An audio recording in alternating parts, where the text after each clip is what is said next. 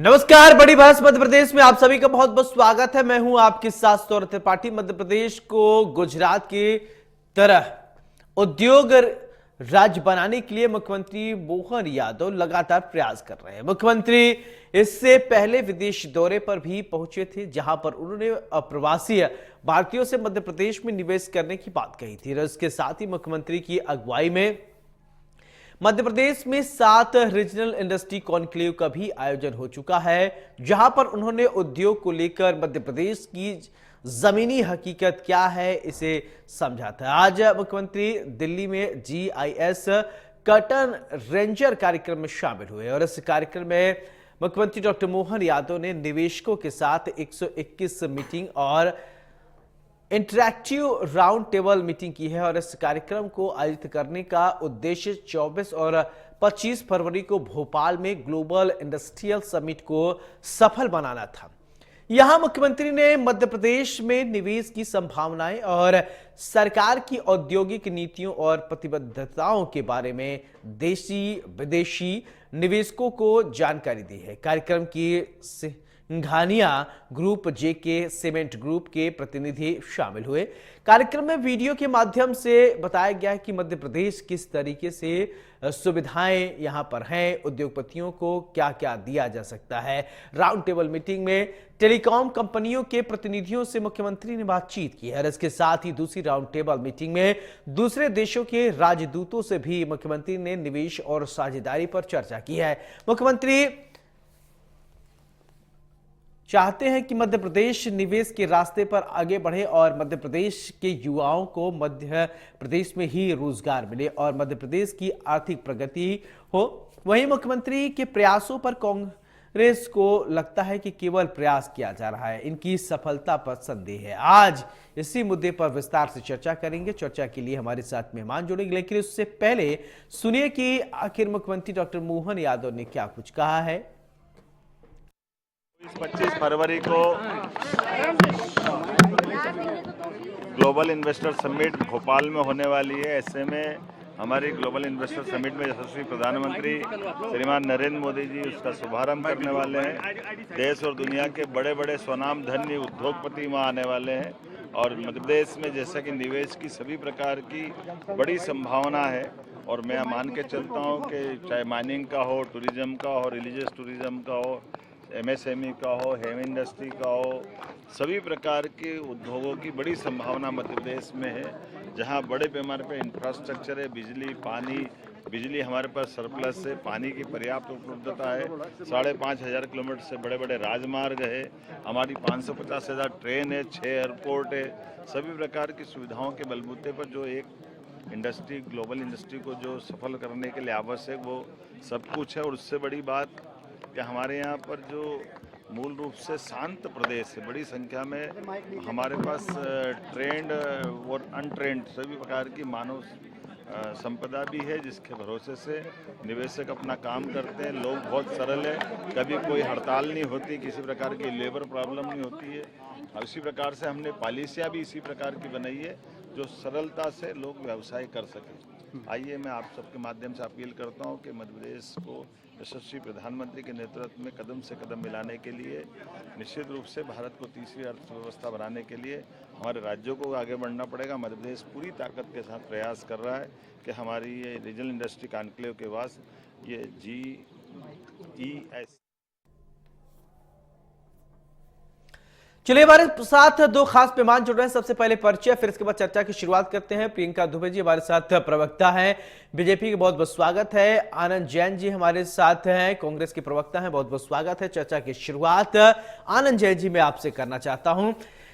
जिस तरीके से GIS का आयोजन 24 और 25 फरवरी को किया जा रहा है और आज मुख्यमंत्री दिल्ली में रहे, लोगों को बुलाने की कोशिश की जा रही कि मध्य प्रदेश को विकसित मध्य प्रदेश बनाया जाए, मध्य प्रदेश का जो टैलेंट है मध्य प्रदेश में ही रहे, यहां पर चीजें जो संभावनाएं हैं वो किसी से छिपी नहीं है, कम नहीं है।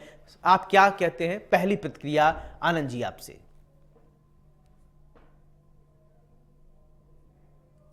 अनम्यूट कर लीजिए। जी जी बोलिए। हेलो। हाँ जी जी बोलिए बोलिए। हेलो। हाँ जी आनंद जी बोलिए। सर सर, अगर ये सब चीजें मोहन यादव जी को दिख रही है तो पिछले 20 साल में शिवराज सरकार ने क्या किया? क्या ये 20 साल में संभावनाएं नहीं दिख रही? क्या 20 साल में इनकी इच्छा नहीं थी शिवराज जी, ये भारतीय जनता पार्टी सरकार की, कि देश को, ये प्रदेश को आगे ले जाए? ये सब नौटंकी आज ही क्यों कर रहे हैं? और 20 साल में इन्होंने प्रदेश के लिए क्या किया? कितना इन्वेस्टमेंट आया, जरा ये तो बताएं अपना श्वेत पत्र जारी करके कि कितना इन्वेस्टमेंट 20 सालों में इन्होंने किया, कितनी इन्वेस्टर मीट पे खर्चा किया और उसका कितना फायदा प्रदेश को मिला। ये सिर्फ अपनी कुर्सी बचाने के लिए मोहन यादव जी ये नौटंकी कर रहे हैं, और मोदी जी को बुला के ये एक नौटंकी कर रहे हैं कि प्रदेश के लिए हम बहुत काम कर रहे हैं। अगर आपने काम कर रहे हैं तो पिछली बार क्या किया वो जवाब देते हैं, ताकि लोगों को ये संतुष्टि हो जाए कि आज प्रदेश की हालत बद से बदतर है, प्रदेश पे कर्जा प्रति व्यक्ति बढ़ा है, लोन बढ़े हैं, हर काम के लिए आपको लोन लेना पड़ता है, तो फिर इसकी भी प्रदेश की अच्छी कहाँ हुई? तो फिर आप ये जो भी कर रहे हैं ये किसके लिए कर रहे हैं और क्यों कर रहे हैं? उसके एवज में आज तक क्या मिला? इसका जवाब तो दे बीजेपी। चलिए ठीक है, प्रियंका दुबे जी जवाब दीजिए। मुख्यमंत्री एक तरफ मेहनत कर रहे हैं, प्रदेश को आगे ले जाना चाहते हैं, और आनंद जैन जी इसको नौटंकी बता रहे हैं। नमस्कार।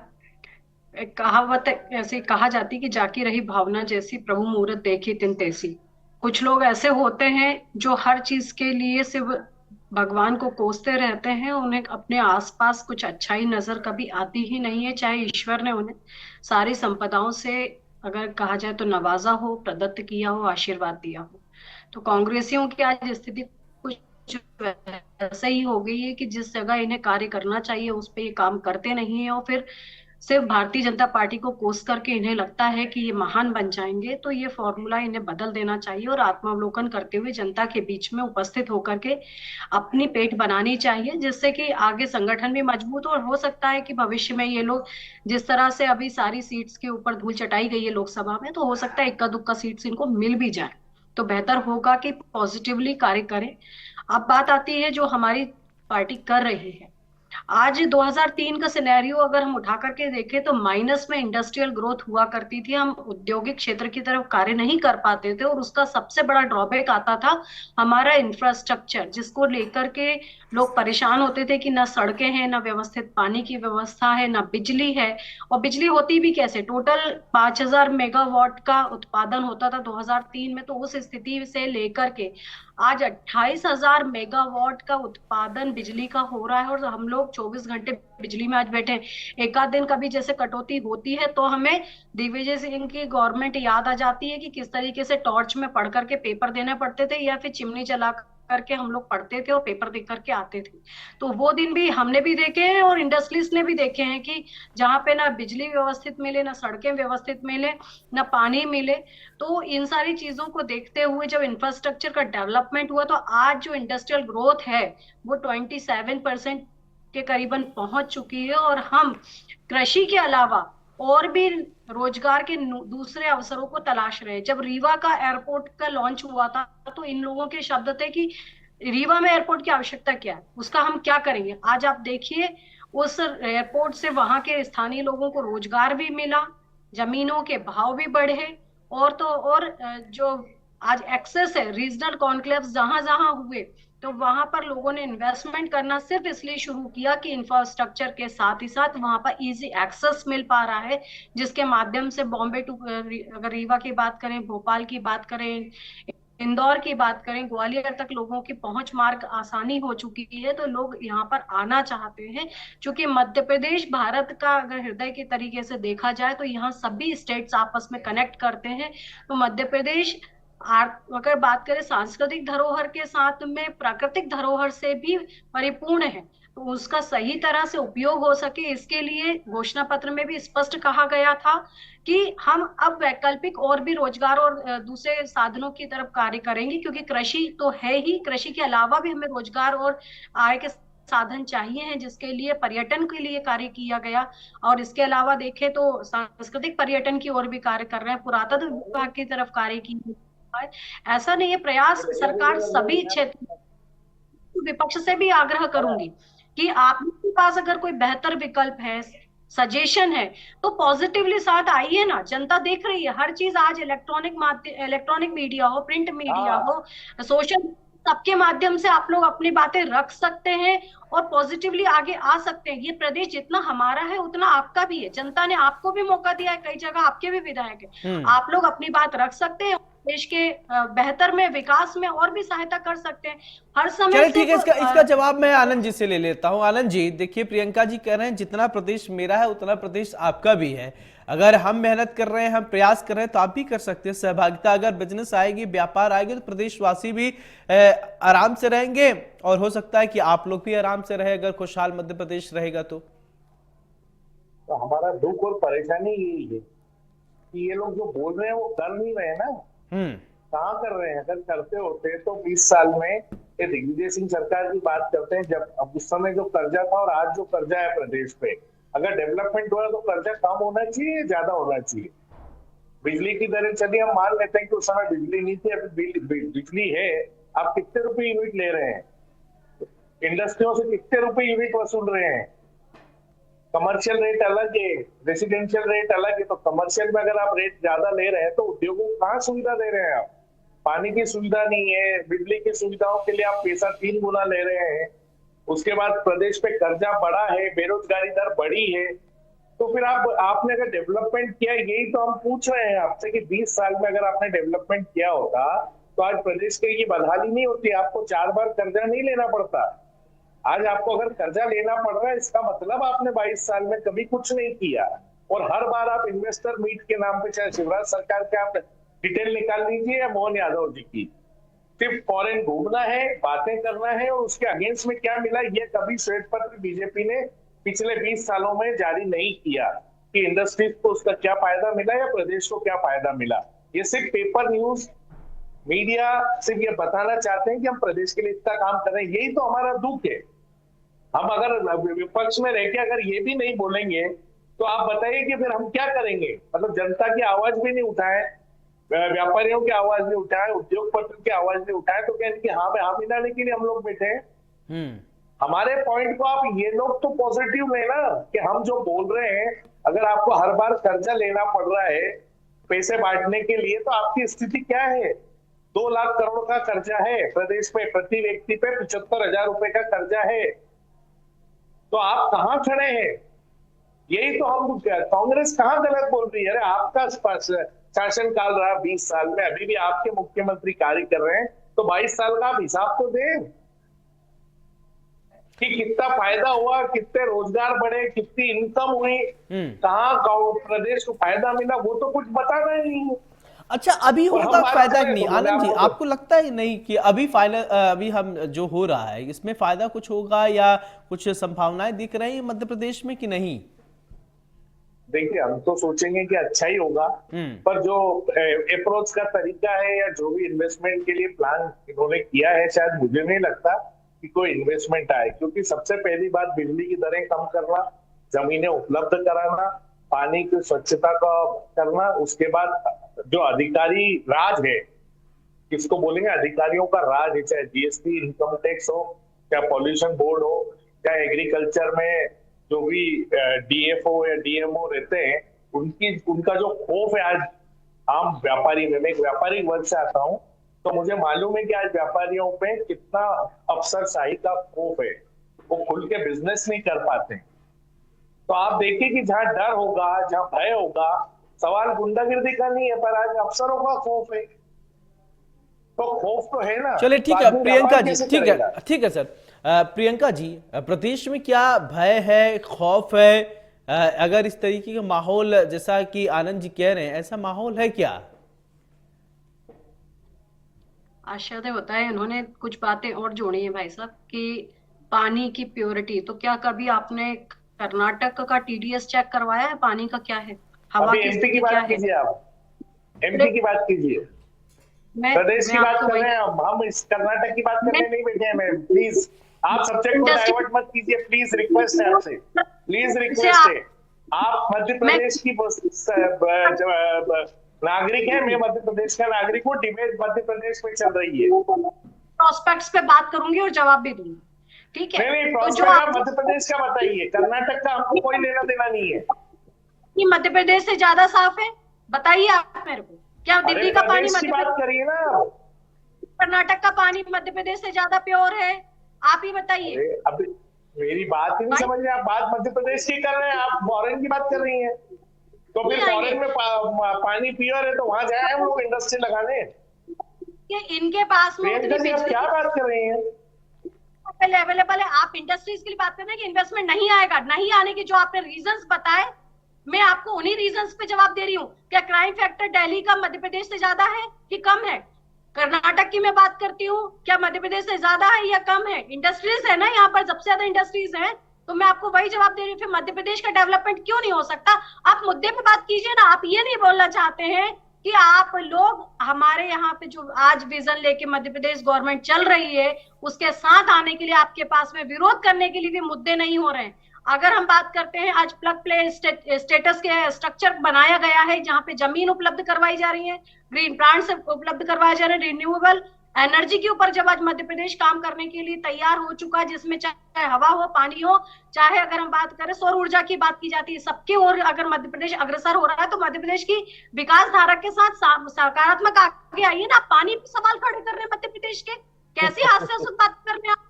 मध्य प्रदेश के पानी की प्योरिटी की बात कर रहे हैं तो आपको बाकी जगह की प्योरिटी भी बतानी पड़ेगी। मैं अपने मध्य प्रदेश का अपमान सहन नहीं करूंगी।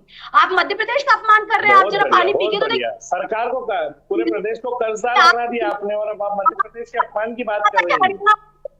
हार गया वो दिल्ली में, हार गया वो दिल्ली में। आप मध्य प्रदेश में अगर पानी की बात करेंगे, हवा की बात करेंगे, तो स्वच्छता के मामले में और दूसरे मामलों में मध्य प्रदेश बाकी स्टेट से बेहतर है। तो उस हिसाब से तो प्रचुर मात्रा में इंडस्ट्रीज यहाँ आनी चाहिए। जो कमियां थी स्वीकार करेंगी, इंफ्रास्ट्रक्चर के बिना पॉसिबल नहीं था। वो डेवलपमेंट किए गए, अलग अलग परियोजनाएं शुरू की गई, उसके बाद आज इंडस्ट्रीज ग्रोथ के ऊपर ध्यान दिया जा रहा है और निश्चित तौर पर भाजपा सरकार उसमें सफल होगी। चलिए ठीक है, आनंद जी बोलिए। मैं वही बोल रहा हूँ ना सर कि मतलब अभी ये मान लीजिए 20 साल में अब इंफ्रास्ट्रक्चर डेवलप हुआ और अब इन्वेस्टमेंट आएगा, तो ये स्वीकार दिया।